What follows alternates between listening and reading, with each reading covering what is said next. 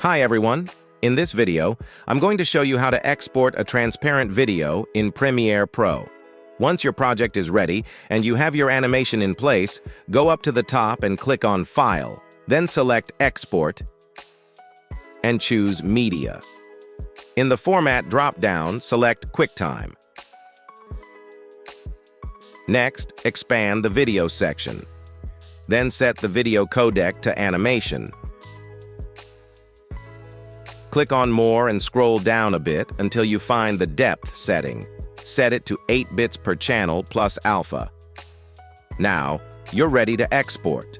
Click on Export, and Premiere will create a video with a transparent background. To check it, you can re-import the file into Premiere and drag it onto your timeline to see that the background is indeed transparent.